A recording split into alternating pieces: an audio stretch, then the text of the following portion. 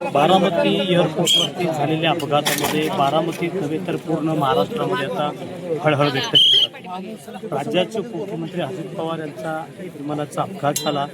घटना वाऱ्यासारखी सर्वत्र पसरली आणि महाराष्ट्रभर या घटनेनं फार मोठं वातावरण निर्माण केलं। सर्वत्र दुःखाची छाया पसरलेली तुम्ही या घटनास्थळी जे विमान होतं ते अपघात स्वरूपाने ते पोहोचलेलं विमान आणि ह्या घटनेस्थळी आलेला हा प्रेक्षक वर्ग हा सर्व शोकांतिक वातावरणानुसार या पट्ट्यात करतो। हे सगळं जे घडलेलं आहे ते सकाळी घडलेलं आहे। जिल्हा परिषद पंचायत समितीच्या निवडणुका सुरू होत्या। या निवडणुकीकरता अजित पवारांच्या आज बारामतीमध्ये काय सभा होत्या अशा स्वरूपाची माहिती मिळते आणि त्यांनी ते विमानाने इथं येत असताना ते विमान क्रॅश झालं, अपघात झाला आणि त्यांचं ह्याच्यामध्ये निधन झालं। तुम्ही हे सर्व पहा।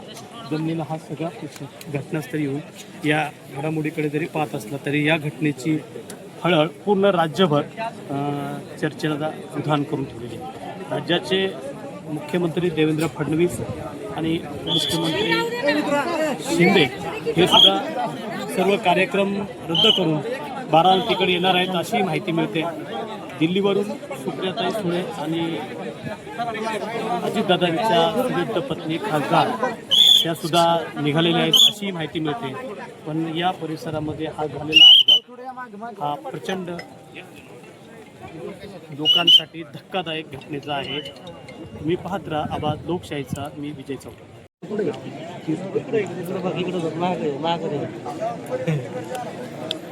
सर इकडं मागं गेला, इकडं मागं गेला।